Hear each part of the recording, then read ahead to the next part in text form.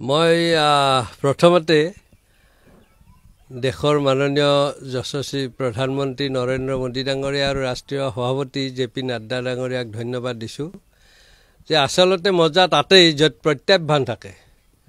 সাধাৰণভাৱে জিকি তাত মজা নাই। গতিকে এই প্ৰত্যাহ্বানৰ মাজতো তিনিবাৰকৈ প্ৰধানমন্ত্ৰী হোৱা ৰেকৰ্ড মাননীয় নৰেন্দ্ৰ মোদী ডাঙৰীয়াই ইতিহাস ৰচিলে। 1962 চনৰ পিছত অকংগ্ৰেছী প্ৰধানমন্ত্ৰী এজন প্ৰথমবাৰৰ কাৰণে মাননীয় মোদী ডাঙৰীয়া হ'ল। গতিকে তাতে আমাৰ সন্তুষ্টি আৰু আমি যেনেদৰে তৃতীয়বাৰৰ কাৰণে চৰকাৰ গঠন কৰিবলৈ সক্ষম হৈছোঁ, তেনেদৰে ঠিক অসমতো আমি মিত্ৰজোঁটৰ 11টা সমষ্টিৰে ভাৰতীয় জনতা পাৰ্টীৰ 11টা NDA 11টা সমষ্টি জয়লাভ কৰিব পৰাত আমি সন্তুষ্টি লাভ। মই প্ৰথমতে দেশৰ মাননীয় যশস্বী প্ৰধানমন্ত্ৰী নৰেন্দ্ৰ মোদী ডাঙৰীয়া আৰু ৰাষ্ট্ৰীয় সভাপতি জেপি নাড্ডা ডাঙৰীয়াক ধন্যবাদ দিছোঁ যে আচলতে মজা তাতেই য'ত প্ৰত্যাহ্বান থাকে। সাধাৰণভাৱে জিকি তাত মজা নাই। গতিকে এই প্ৰত্যাহ্বানৰ মাজতো তিনিবাৰকৈ প্ৰধানমন্ত্ৰী হোৱা ৰেকৰ্ড মাননীয় নৰেন্দ্ৰ মোদী ডাঙৰীয়াই ইতিহাস ৰচিলে। 1962 চনৰ পিছত অকংগ্ৰেছী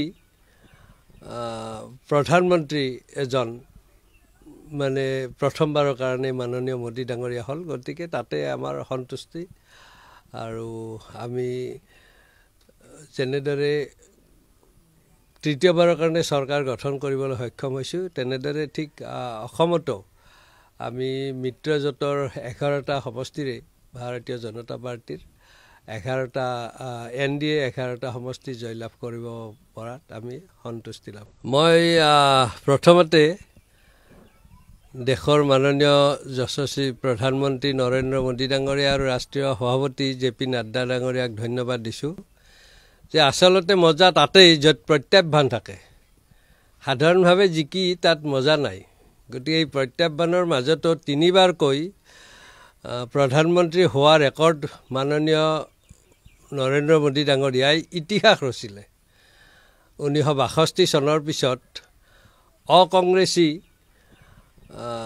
প্ৰধানমন্ত্ৰী এজন প্ৰথমবাৰৰ কাৰণে মাননীয় মোদী ডাঙৰীয়া হ'ল। গতিকে তাতে আমাৰ সন্তুষ্টি আৰু আমি যেনেদৰে তৃতীয়বাৰৰ কাৰণে চৰকাৰ গঠন কৰিবলৈ সক্ষম হৈছোঁ, তেনেদৰে ঠিক অসমতো আমি মিত্ৰজোঁটৰ 11টা সমষ্টিৰে ভাৰতীয় জনতা পাৰ্টীৰ 11টা NDA 11টা সমষ্টি জয়লাভ কৰিব পৰাত আমি সন্তুষ্টি লাভ।